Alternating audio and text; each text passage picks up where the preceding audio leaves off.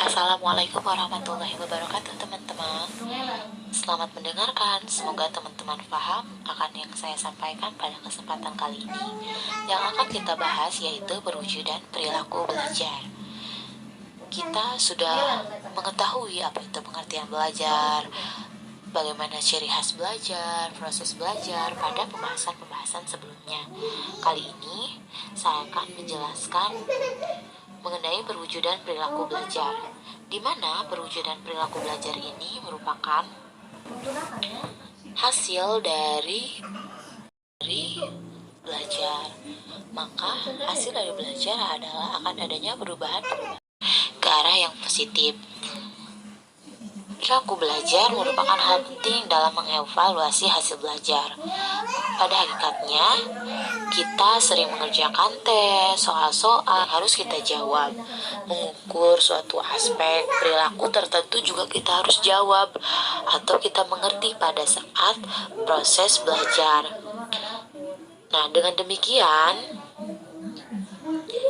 aspek perilaku yang hendak diukur itu merupakan adalah tingkat kemampuan kita dalam menguasai materi yang telah disampaikan. Karena itu, adanya perwujudan perilaku belajar dan dapat mengarahkan kita ke arah perubahan perilaku yang positif setelah melalui proses belajar.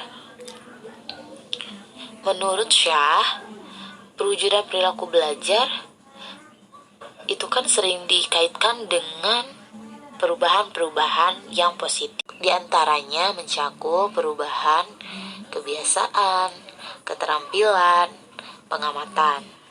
Perubahan kebiasaan. Setiap siswa yang telah mengalami proses belajar, kebiasaan-kebiasaannya akan tampak berubah. Kebiasaan itu timbul karena proses penyusutan kecenderungan dari kita menerima stimulus atau pembelajaran secara berulang-ulang.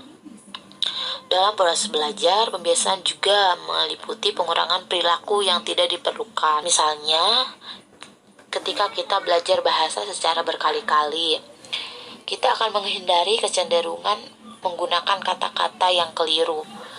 Akhirnya, setelah kita mencoba berkali-kali, kebiasaan kita untuk menggunakan bahasa secara baik dan benar akan bisa terwujud. Jadi, berbahasa dengan cara yang baik dan benar itu perwujudan perilaku belajar. Yang selanjutnya yaitu adanya perubahan-perubahan keterampilan. Sebelum menginjak ke pembahasan mengenai perubahan keterampilan adalah kegiatan yang berhubungan dengan urat-urat syaraf dan otot-otot yang lazimnya tampak dalam kegiatan jasmania, seperti menulis, mengetik, olahraga, dan sebagainya. Meskipun sifatnya motorik, tetapi keterampilan itu memerlukan koordinasi gerak yang teliti dan kesadaran yang tinggi. Maka kita akan mengalami perubahan keterampilan. Tentunya dengan belajar, keterampilan kita akan menjadi lebih baik. Kita akan mampu melakukan pola-pola tingkah laku yang kompleks dan tersusun rapi secara mulus dan sesuai dengan keadaan untuk mencapai hasil yang memuaskan ketika kita sudah melalui proses belajar. Maka keterampilan kita pun akan terasa juga. Hal itu kita tidak dapat pungkiri karena memang ketika kita memiliki keterampilan tetapi kita tidak mau belajar, mungkin saja keterampilan tersebut akan tidak berkembang atau bahkan secara perlahan akan terasa hilang. Bentuk dari perwujudan perilaku belajar selanjutnya yaitu perubahan pengamatan atau pengamatan. Sebelum itu kita perlu tahu dulu apa itu pengamatan. Pengamatan artinya proses menerima, menafsirkan, dan memberi arti rangsangan yang masuk melalui indera-indera seperti mata dan telinga. Menunjukkan hal tersebut, tentu kita harus memiliki pengamatan terlebih dahulu. Maka, ketika kita sudah mulai proses belajar, pengamatan akan sesuatu hal juga tentu akan lebih baik.